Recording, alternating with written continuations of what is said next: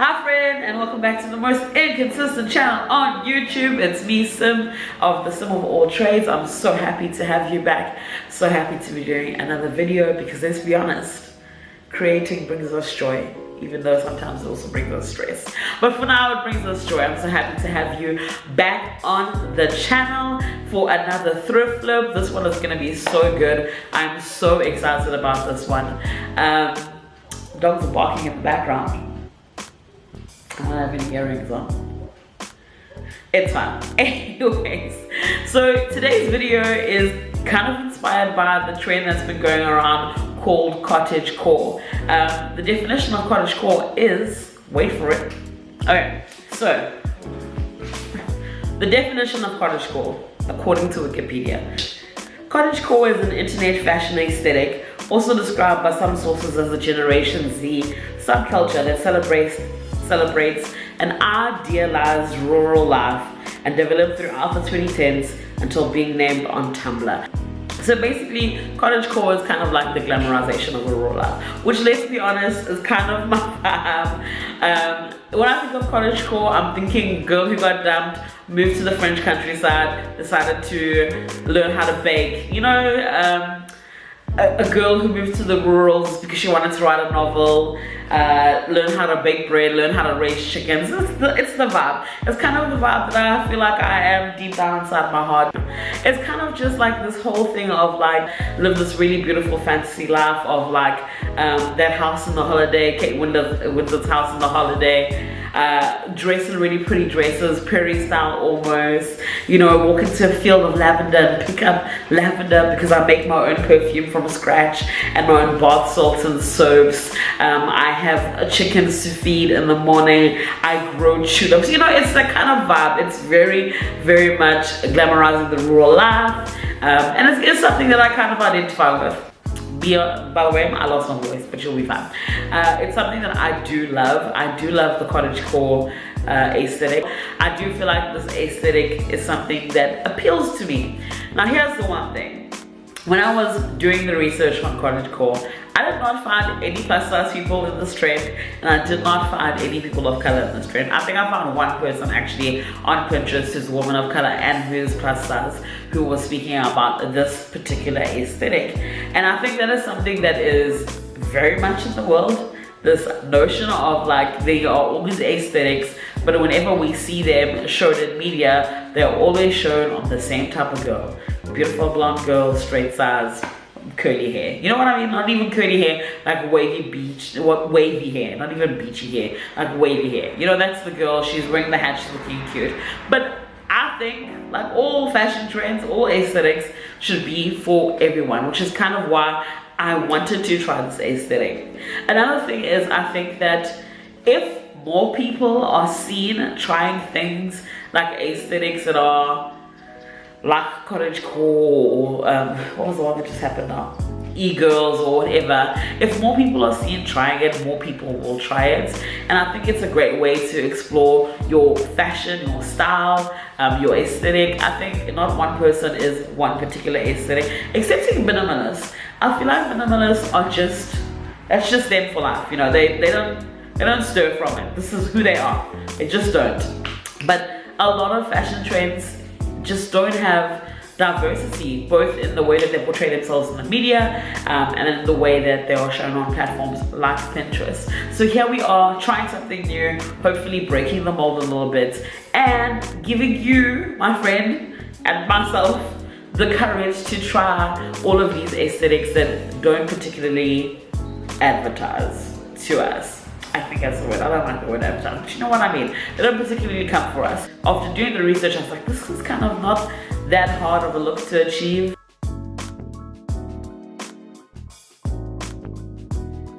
So I am going to be flipping two of my own pieces of clothing. I didn't thrift these ones. I did buy them retail, unfortunately, but they're not really 1 year old. I think this dress is 3 or 4 years old and the shirt is about 2 years old, which I'm actually kind of excited about because I feel like we can also flip stuff that we didn't thrift. And who knows, I could have thrifted this at a shop, but since it is a piece that I bought, you are going to kind of see me flip something I didn't particularly thrift. So I haven't really worn this dress out that much. I think I've maybe worn this dress 5 times, but I've had it for like 3 years. I love this dress. It's from Mr. Price. It's one of their longer lasting pieces. And it's in probably the color of the year. I don't know. It's in this like mintish color. It has these really beautiful tortoiseshell buttons, which I might change out, but I'll let you know. And it's just really cute. I really love it. It fits me really well. It is, what size is it? I cut the labels off my clothes, so I never remember what size it was. It is, but it was probably a 44 or a triple XL, I'm not sure. I really love this dress. It's really comfortable, but I think that it just needs a young upgrade. And I think I'm like, what better way to upgrade it than to go full on deep into this cottagecore situation. There's gonna be a part DIY in this upcycling of this dress, and I'm really excited to see if I can make it not only fit the aesthetic of cottagecore, but kind of really lean into the aesthetic. Okay, the next piece is this shirt. I think this is from Woolworths. I could be wrong. I cut the label out, so I actually don't know. Oh, okay. Oh, wait. I think this was Pep or Woolworths. I think it might have been Pep. I got this shirt a few years ago. It's really cool. It's like this kind of mock turtleneck situation. I love the flower print on it. I think it's really good. I don't normally wear this darker turquoise color, but I actually really like it, and I just want to find another way to wear this shirt. I think that it can be a bit dated if you don't work it, flip it down, reverse it, and so that's kind of what I want to do with it. One of the big things that I've seen with cottagecore is collars, and I love a good collar, and so that's what I'm going to be adding to update the look of the shirt. I cannot wait. I am not going to talk much more because I'm losing my voice even more, but I'm really excited to get started on this thrift flip, and I'm really excited for you to see what it looks like. So let's get started, and let me show you what I will be using. Let's head on over to VoiceOver Sim. Let's get started. You will need scissors, pins, sewing machine or threaded needle, daisies, pearls, fabric glue, and collar pattern. The first step is going to be cutting out the collar from the dress. I wanted to use this collar that I'm cutting out here as the base of my pattern for the new collar, but you'll see in a few seconds that I figured out that it is actually too small for what I'm trying to achieve. But I went ahead and cut it off anyways. I saw that it was too small, and I decided that I'm going to have to create my own pattern, but I decided to use white fabric for the collar to make it stand out a little bit more on the dress and to help it match the daisies that I'm going to be putting on the dress. I am using a rotary cutter. If you don't have one, I do recommend investing in one. It makes it a lot easier to cut certain fabrics, and as well as pulling as scissors can sometimes be. Moving on to the next step. Oh, this is very painful because I got pins on me.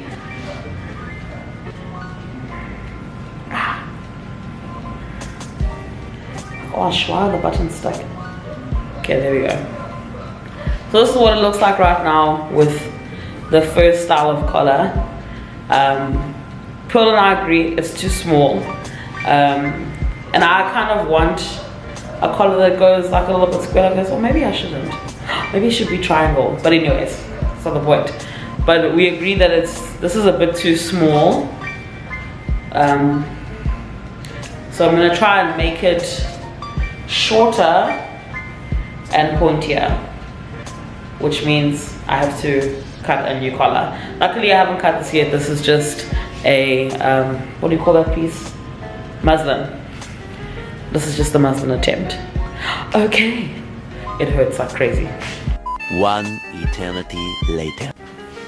Alright, so it is 10:15, 10:15 p.m. I came back from my calligraphy class. As you saw, I had to restructure the collar on the dress. I'm not going to do that now, I'm going to do that tomorrow. but for now I'm gonna add my flowers to the dress. I'm gonna do that now, and I might change the buttons out, but I'm not sure yet. Tomorrow we will tackle putting on a collar on the shirt and putting a collar on the dress. I don't know if I will make it to doing that the whole thing tomorrow, so this might be a part 1 and a part 2, but we'll see what happens. Okay, let's get started on putting the flowers on. My friend Pearl very kindly added pearls to the flowers. Here they are over here. So she added pearls to some of them, as you can see. Sorry about the table, and then I have some plain ones. I realized from the last time, one of the mistakes that I made is that I put flowers on the back of my skirt with pearls on them, and it actually makes it harder to sit. It just does. So I think that I'm gonna only make the front have flowers with pearls, and then the back will be just plain white flowers. I don't think I need to explain this too much, but it's just basically using fabric glue to place the daisies in a haphazard pattern all across the dress. As I said, I'm going to be using the daisies with pearl on the front of the dress, and then leaving some plain daisies on the back so that I'm able to sit down in peace.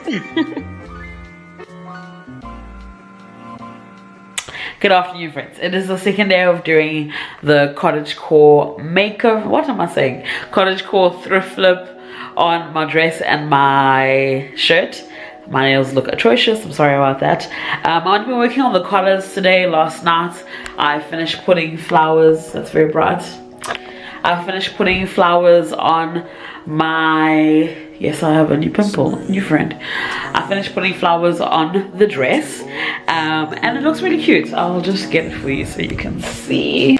Looks really cute. You know, flowers everywhere. The flowers on the back, kind of scattered, kind of like that.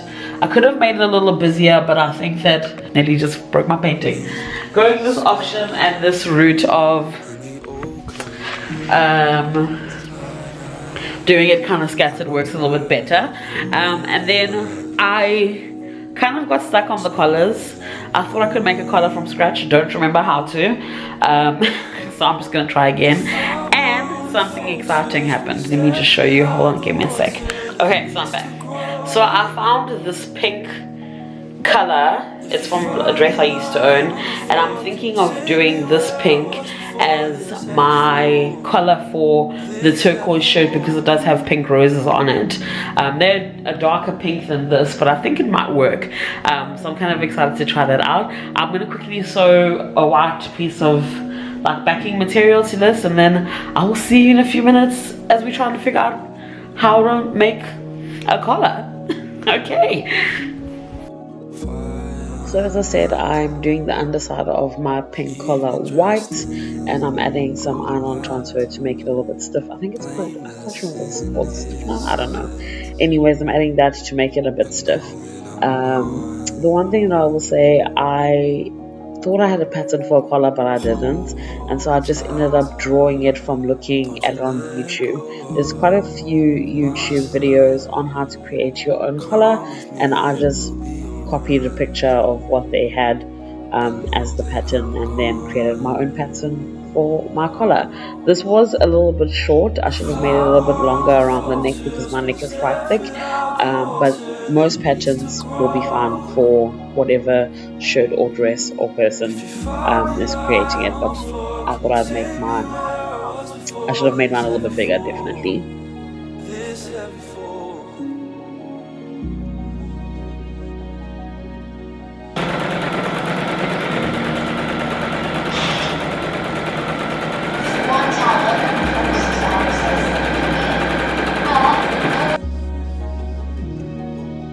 So it is still day 2. I have done one half of the collar, and I just need to try it out to see. Sorry, I'm trying to find a stand. If it works. Is this a stand? Will this work? There we go. Kind of. Don't fall, please. Just to see if it will work. This project is kicking my butt a little bit because I thought I could do a collar very easily, but apparently I cannot. I can't. So this is what I've come up with so far. I just drew it out, kind of mapped it out from watching a video. I still need to iron it down and press it down and do a few things, but this is what it looks like so far, and this is only half of the color obviously, but we're just gonna see how it looks. I'm not gonna pin it, or maybe I can pin it to myself. Maybe I can. Don't prick yourself. There we go. Okay, so this is kind of what it will look like. Obviously when it's more pressed and there's two of them, they will look better, but this is the first collar. I'm looking forward to making the other one as well. Not bad at all. Just imagine there's two of them. Like literally, just imagine. It's kind of cute. Excuse my double chin. Anyways, I will see you in the next video. Well, the second part of this video. Pray for me, because I don't know how it's gonna go. That's what I'm gonna say to that. See you in part 2. Let's get this aesthetic down, baby. Okay, bye.